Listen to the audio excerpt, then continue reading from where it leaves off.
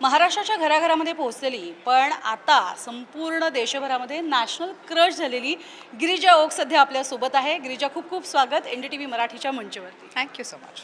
मुळात national crush तू आहेसच. जर कोणाला कुठल्या मुलाला नॅशनल क्रश बनायचं असेल तर त्यांना काय सांगशील? काहीच नाही, कारण नक्की हे कसं बनतात हे मलाही माहीत नाही आहे. हे असं घरबसल्या आपोआप झालं एक दिवस. त्याच्यामुळे काय, तुम्हाला खरंच जर तीव्र इच्छा असेल तर I hope it happens to you. अगदी. बरं, आम्हाला हे जाणून घ्यायला आवडेल की कॅमेऱ्यामागची पडद्यामागची नेमकी गिरिजा कशी असते? तशीच असते जशी पडद्यावर असते. असं काही फार वेगळ्या दोन स्प्लिट पर्सनॅलिटीज नाही आहेत माझ्या. मी म्हणजे अर्थात एखाद्या भूमिकेसाठी एक काया प्रवेश करायचा असतो, त्यामुळे ते तसं तसं करावं लागतं. पण अदरवाईजसुद्धा मला माणसं आवडतात, मला गप्पा मारायला आवडतात, मला लोकं आवडतात. त्यामुळे मी साधारण अशीच असते. बरं, बाबा इंडस्ट्रीत असल्याचा किंवा आपलं कोणीतरी इंडस्ट्रीत असण्याचा अनेकांना फायदा होतो. तुला फायदा झाला की तोटा झाला की असं काही नाही? नाही, फायदाच झाला आहे अर्थातच. तुम्हाला इंडस्ट्रीतलं कोणीतरी आतलं व्यक्ती, आतलं माणूस असतं जे तुम्हाला गाईड करू शकतं, तुम्हाला चांगलं वाईट समजावून सांगू शकतं. म्हणजे कुठल्याही सब्जेक्ट मॅटर एक्सपर्टचा जसा फायदा होतो त्याच्या मेंटीजना, त्याच्या स्टुडंट्सना, तसाच तो फायदा होतो. पण ज्या प्रकारचे आरोप लावले जातात नेपोटिझमवरती, तसं ते फार मराठीत घडत नाही. ह्याचं कारण एकमेवच आहे की इथे स्टेक्सच खूप छोटे असतात. त्यामुळे इंडस्ट्री छोटी आहे, सगळे एकमेकांना ओळखतात. आणि हे मला अगदी मान्य आहे की 4 ओळखी नव्याने कराव्या लागत नाही. आणि कुठल्या तरी एका इंटरव्ह्यूमध्ये मी असं ऐकलं होतं की स्टार्टिंग लाईनच वेगळी असते ज्यांच्या घरात एखादी अशी व्यक्ती असते.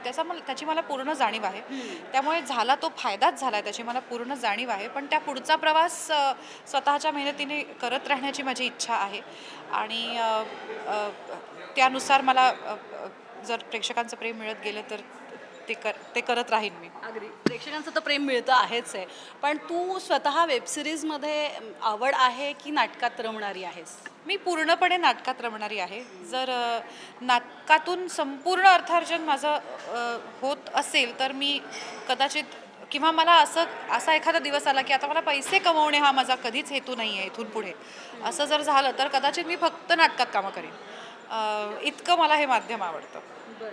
बरं, आता आम्हाला आई म्हणून गिरिजा कशी आहे ते थोडंसं जाणून घ्यायचं आहे. काय साधीच आई आहे. इनफॅक्ट हे सगळं जे मध्ये अचानक घडलं त्याच्यानंतर माझ्या लेकाने मला हे विचारलं होतं की आता तू वेगळी वागायला लागणार आहेस का? तर मी म्हणजे त्याला म्हटले होतं की हो, आता मी वेगळी वागायला लागणार. त्यामुळे आता तू माझ्याशी जरा नीट वागत जा, कारण आता मी फेमस झाली आहे. त्याच्यामुळे आता होमवर्क न करणे असले फालतू प्रश्न मला नको विचारत जाऊ. पण हा गमतीचा भाग झाला. मी आई म्हणून अगदी नॉर्मल आई आहे. योग्य वेळेला रागीट, चिडकी, थोडीशी कशी? हे माझ्या मुलाला विचारायला पाहिजे. रागीट चिडकी नाही, पण त्याचं असं म्हणणं आहे की मी खूप चांगली आई आहे आणि मी जगातली बेस्ट आई आहे असं त्याचं म्हणणं आहे. पण ते प्रत्येकच मुलाला वाटतं. मलाही असं वाटतं की माझी आई आहे जगातली बेस्ट आई आहे. पण मी नक्कीच अति लाड करणारी, काय म्हणतात त्याला, लाडावून ठेवणारी आई अजिबात नाही आहे. मी शिस्त लावते व्यवस्थित, योग्य वेळी रागवते. फारशी रागवायची गरज माझ्या लेकाला पडत नाही. माझं नशीब बरं आहे की मला एक शहाणं बाळ मिळालं आहे. तर तो बऱ्यापैकी सगळं माझं ऐकतो. पण तुला काय खायचं आहे बुवा, किंवा आता तुला कुठे जायला आवडेल वगैरे, अशी आई मी अजिबात नाही आहे. आता हे पानात पडले ते खायचं, अशीच आई आहे. अरे वा. म्हणजे अगदी टिपिकल मराठी आई आहेस तू थोडक्यात. बरं, आणखीन एक महत्त्वाचं, आताची जी पिढी आहे जेनझी, जास्त करून खास करून त्यांच्यासाठी काही सजेशन्स, त्यांच्याबद्दल काही बोलशील? नाही, उलट त्यांच्याकडनं मला सजेशन्स घ्यायला आवडतील. ते एकतर इतक्या इन्फॉर्मेशनच्या मध्ये जन्माला आलेत ना, त्यांना सगळ्याची सगळी माहिती असते. आता हे चांगलं की वाईट हे सरकास्टिक होतं की नाही, खरंच. पण कसं आहे ना, ते अरुंधती रॉय जसं म्हणाली आहे की आपल्याला खरंच एवढ्या माहितीची गरज आहे का? आत्ता आपण अशा काळात जगतोय की आपल्याला सगळ्या गोष्टींबद्दल सगळं माहिती असावं, ह्याचं काहीतरी एक स्ट्रेस निर्माण झालं की ह्याबद्दल तुला काहीच माहिती नाही, कुठेतरी कमीपणाचं वाटू लागतं. तर हा स्ट्रेस आपण कधी समजूच शकणार नाही जो आत्ताच्या पिढीवर आहे. तर मला काही उपदेश किंवा असं काही, आता मी मोठी आहे म्हणून तर काहीतरी तुम्हाला 2 मोलाचे शब्द सांगावे असं मला काही वाटत नाही.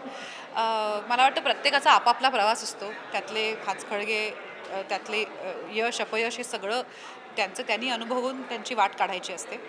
आणि सगळे इक्विप्ड आहेत. आत्ता ह्या जगामध्ये असं काहीच नाही जे तुम्हाला इन्फॉर्मेशन म्हणून ॲक्सेस करता येत नाही. तर असं असताना तुम्हाला कशाची गरज आहे, कुठल्या प्रकारच्या मदतीची गरज आहे, कधी काय हवं आहे, काय नको आहे, हे उपलब्ध आहे सगळीकडे. म्हणजे सांगणारी व्यक्ती आहे, टेक्नॉलॉजी आहे. त्यामुळे आता त्याचा योग्य तसा वापर करत राहावा आणि त्याचा दुरुपयोग त्यांनी करू नये, इतकीच काय अपेक्षा म्हणावं. दुरुपयोगावरनंच आठवलं, ट्रोलर्सना काही टोला द्यायचा आहे का? नाही नाही खरं तर मी म्हणजे तुम्हाला कोणाला तरी ट्रोल करावं असं वाटतंय असे जर तुम्ही असाल तर तुम्हाला मी काय टोला मारणार. मला दया जास्त येते अशा लोकांची. मला खरंच वाईट वाटतं दुसऱ्या कोणाला तरी वाईट काहीतरी बोलून किंवा घालून पाडून बोलणे ह्यात ज्यांना आनंद मिळत असेल त्यांचं कसं असेल आयुष्य. हे वाईट आहे. बरं, आता एक छोटासा रॅपिड फायर. गायिका की ॲक्ट्रेस की अजून काही हवं होतं, बनायचं होतं? हा ॲक्ट्रेस. कधीच हा क्लेम नसतो माझा की मी गायिका वगैरे आहे, अजिबात नाही. बरं, मराठी की हिंदी?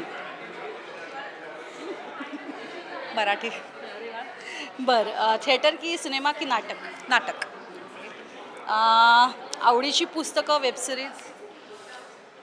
आवडीची पुस्तकं आत्ता मी अरुंधती रॉयचा विषय आला मनात कारण मी तिचंच पुस्तक वाचते. Mother Mary comes to me नावाचं तिचं जे लेटेस्ट पुस्तक आहे ते मी वाचते आणि ते मला खूप आवडतं आहे. सो आत्ता ते पुस्तक. ओके. एका शब्दात स्वतःचं वर्णन? प्रयोगशील. कोणत्या सहकलाकारासोबत परत काम करायला आवडेल किंवा आवडतं? आत्तापर्यंत ज्यांच्याबरोबर काम केलं त्या सगळ्यांबरोबर मला परत काम करायला आवडेल कारण मला खूप चांगले सहकलाकार मिळाले आहेत आणि त्यांच्याबरोबरचा अनुभवही विलक्षण होता. लाईफ मंत्रा काय आहे तुझा? Live and let live. क्या बात आहे. खूप सुंदर, खूप छान आणि मस्त बोललीस. आणि अर्थातच आमचा हा मंच आहे तो महिलांसाठी आहे आणि तू महिलांसाठी एक प्रेरणा आहेस. तीच प्रेरणा कायम घेऊन तू पुढे जाशील अशा तुला खूप साऱ्या शुभेच्छा. धन्यवाद. थँक्यू. कॅमेरामन ऋतिकसह मी प्रज्ञा, NDTV मराठी, मुंबई.